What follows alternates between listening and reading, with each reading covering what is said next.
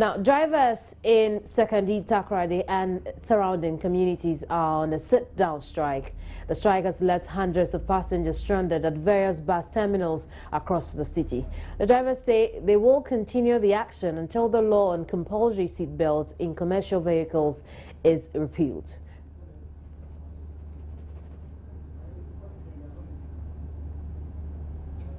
Right, we are seeing some pictures of this particular sit-down strike. The effect of it at a bus terminal in Tarkordi, Tarkordi. We'll get in touch with our correspondent to paint us a broader picture of what it looks like for commuters in the area this morning. Right, and you're here on Joy News Desk. My name is Kemini Nyamani Amana. We cannot look at the driver situation in Tarkordi, Tarkordi. Now, these drivers have embarked on a sit-down strike, leaving hundreds of passengers stranded at various bus terminals across the city. The drivers say they will continue the action until the law on compulsory seat belts in commercial vehicles is repealed. Francis Wada is our correspondent there, and he's joined me over the telephone with more. Francis, thanks for your time here. Thank you very much. Why do the drivers want this law on seat belts repealed? Well, for the drivers, they think that this law is practically not feasible. For instance, you have a situation where about 2 or 3 or even 4 school children sit on one seat, and when you ask them, they claim, they are one. And for them, it is not possible for these kids to have a seatbelt on. Again, they cite a scenario of a mother with say 2 kids all sitting on her laps. And in such a scenario, it will not be possible for the said mother to have a seatbelt on. Initially, the DVLA said it was going to allow the cars which are in the system already without seatbelt to operate. But what has broken the camel's back for these drivers is that even with the old cars in the system, when they go to the DVLA office to renew their roadworthy certificate, they are being asked to fit these seatbelts. And for the drivers, it is not possible, number one, and then it is not practically feasible. What has been the impact of the strike so far? Well, the impact, I must say, is very huge. It started as early as 5 a.m. this morning. I saw scores of people walking to school, especially the school kids, and then some workers. But the difficulty about this strike is with those who have goods, large goods, to transport them to adjoining communities like Aguna, Kwanta, Dubanso. They are all stranded at the various bus terminals. At Tarkordi, Nkontompo, Fijai, Kojokom, there are hundreds of people at these bus terminals who just don't know what to do. I see. How extensive is the strike? Well, it covers the whole of the Tarkordi Tarkordi Metropolitan Assembly, right from Esikado, Tarkordi, Kojokom, and Tarkordi itself. At the various structural terminals, the truck drivers are not working, and the impact is huge, trust me. What have some of the passengers been telling you? Well, the passengers simply want the DVLA, and for that matter, the government, to listen to the drivers, because for them, if the drivers do not move, automatically it translates to their productivity. So most of the passengers that I have spoken to simply want the DVLA and the government to at least listen to the drivers, and then, if it is possible, reverse this directive. I see. Francis, we'll leave it here for now. Thank you very much. So let's find out from the Driver and Vehicle Licensing Authority if anything will be done about this at all. Rudolph Beckley is Chief Executive Officer for the authority. Rudolph, thanks for your time here. Madam. Hello, Rudolph. Yes, madam. Thanks for joining us here. How does this come to the DVLA? Yeah, thank you so much for the opportunity to talk about the issues of the seatbelt. The new LI, that's the legislative instrument 2180 that was passed by Parliament in 2012, and in regulation 119 and 120 talked about the fact that every motor vehicle we deliver onto the roads through registration or roadworthy assessment must be fitted in the front and rear with seat belts covering all the seats.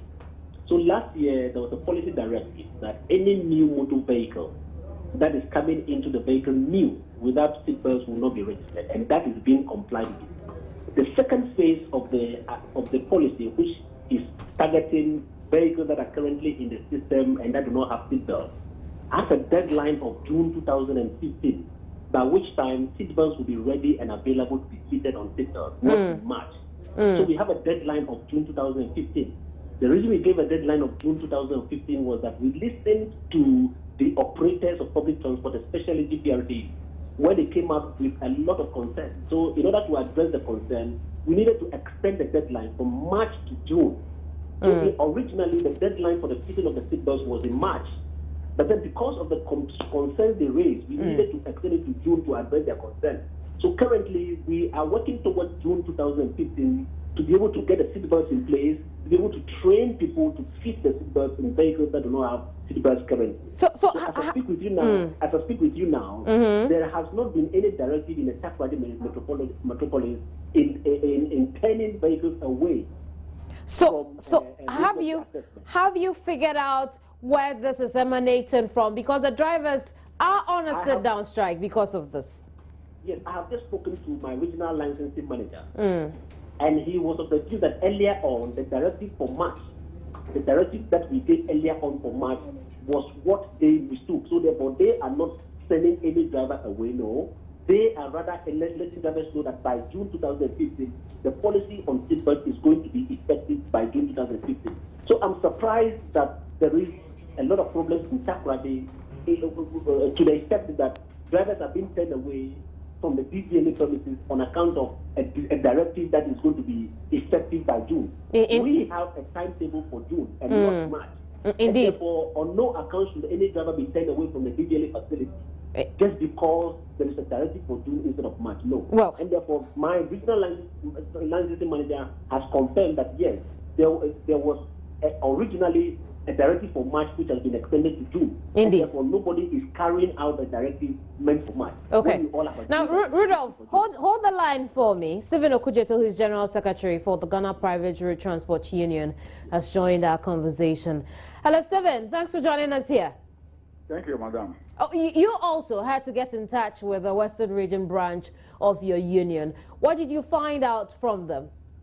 Well, what I found out was that most of the drivers went to DVLA to get their roadworthy certificate renewed.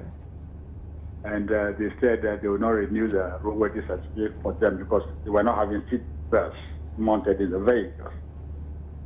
Indeed. And then some new vehicles also were bought by the members. They went there to get them registered, and they were turned away. Okay. Now, and as a result of that, they started to complain.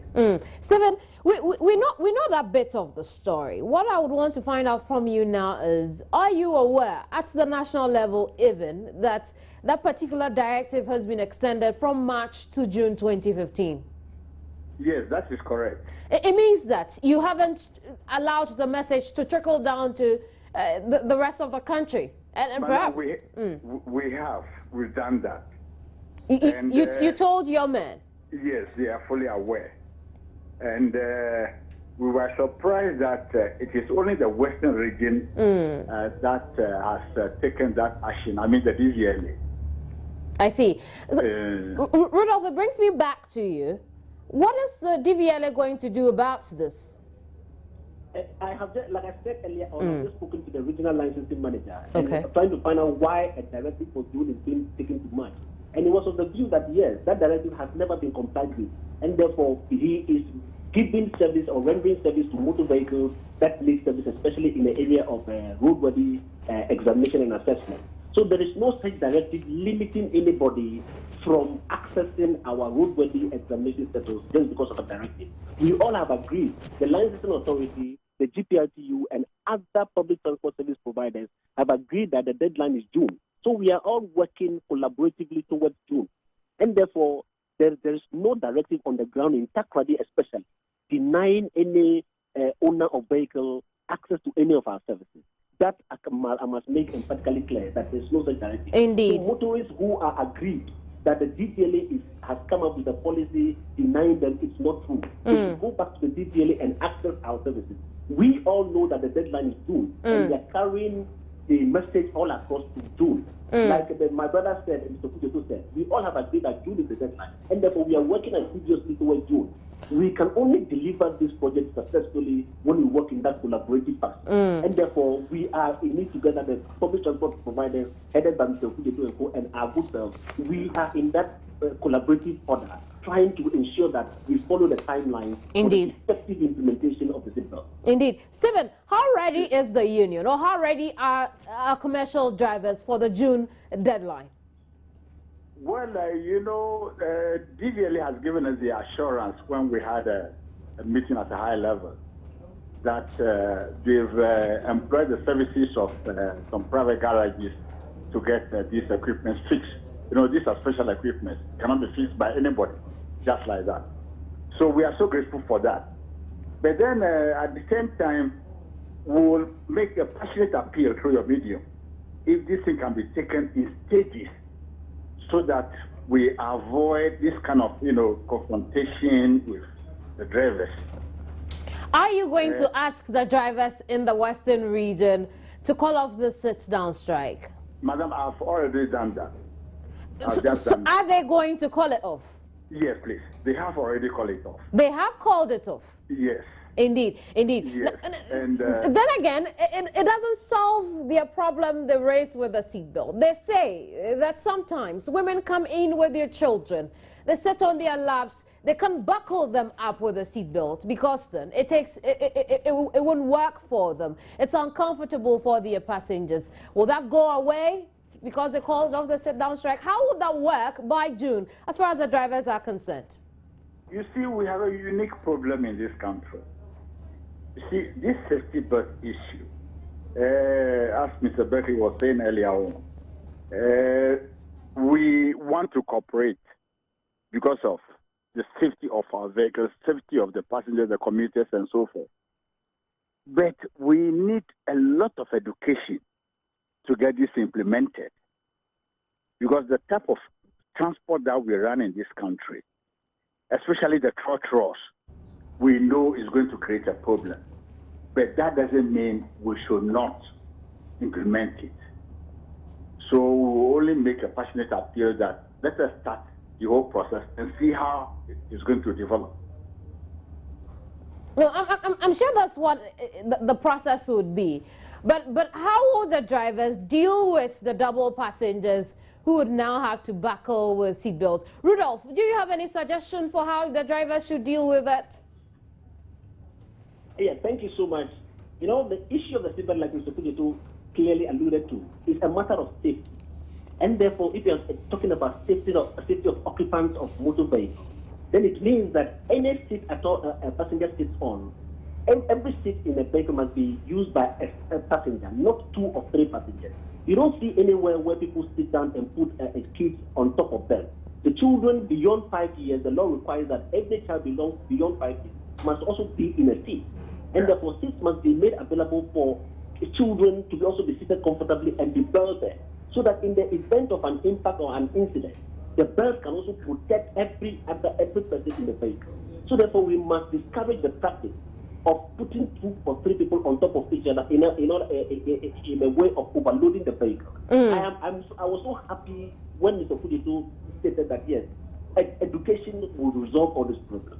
So what we are going to do is to embark on an intensified public education. You have very little time to do that. We started this education several years back. Educating the passengers or the drivers? Educating occupants of motor vehicles, including passengers and drivers. This education started way back several years ago through the collaboration of the National Road Safety Commission, the police, MCTV, etc., etc. But that was generally, Rudolph. That was generally on the wearing of seatbelts. Now we are transferring it into commercial vehicles, which has not been the norm in Ghana, in spite of the law. And so then it gives you a different circle to operate in. Those who have to put their children on their laps would have to use the seatbelts, but it's not the norm. It hasn't been there for a very long time. It's absolutely uncomfortable to buckle up 2 people in one seatbelt. How are we going to deal with that attitude? We need to change. Madam, and that attitude can be addressed through intensified education and enforcement. Because, you see, the seatbelt must accommodate only one person, not more than one person.